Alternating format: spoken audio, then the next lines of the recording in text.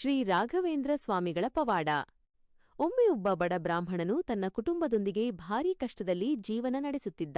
ಅವನಿಗೆ ಇದ್ದ ಒಬ್ಬನೇ ಮಗ ಅಕಸ್ಮಾತ್ ಗಂಭೀರವಾಗಿ ಅಸ್ವಸ್ಥನಾಗಿ ಮೃತಪಟ್ಟನು. ಮಗನ ಶವವನ್ನು ನೋಡಿ ಆ ತಂದೆ ತಾಯಿ ದುಃಖದಿಂದ ಕಣ್ಣೀರು ಹಾಕುತ್ತಾ, ಇನ್ನೇನು ನಮ್ಮ ಬದುಕು ಎಂದು ಅಳುತ್ತಿದ್ದರು. ಆ ಬ್ರಾಹ್ಮಣನು ಮಗನ ಶವವನ್ನು ಎತ್ತಿಕೊಂಡು ಶ್ರೀ ರಾಘವೇಂದ್ರ ಸ್ವಾಮಿಗಳ ಬಳಿ ಬಂದನು. ಸ್ವಾಮಿಗಳ ಪಾದಗಳ ಬಳಿ ಬಿದ್ದು, ಸ್ವಾಮಿ, ನಿಮ್ಮ ಶರಣಾಗತನು ನಾನು. ನನ್ನ ಮಗನನ್ನು ನನಗೆ ಮರಳಿಕೊಡಿ ಎಂದು ಅಳುತ್ತಾ ಬೇಡಿಕೊಂಡನು. ಭಕ್ತನ ಅಚಲ ಭಕ್ತಿಯನ್ನು ಕಂಡ ಶ್ರೀ ರಾಘವೇಂದ್ರ ಸ್ವಾಮಿಗಳು ಕರುಣೆಯಿಂದ ಮಗುವಿನ ಮೇಲೆ ತಮ್ಮ ದೃಷ್ಟಿ ಹರಿಸಿ ದೇವರ ನಾಮಸ್ಮರಣೆ ಮಾಡಿ ಆಶೀರ್ವದಿಸಿದರು. ಸ್ವಲ್ಪ ಸಮಯದಲ್ಲೇ ಮೃತನಾಗಿದ್ದ ಮಗು ಚೇತನಕ್ಕೆ ಬಂದು ಉಸಿರಾಡತೊಡಗಿತು.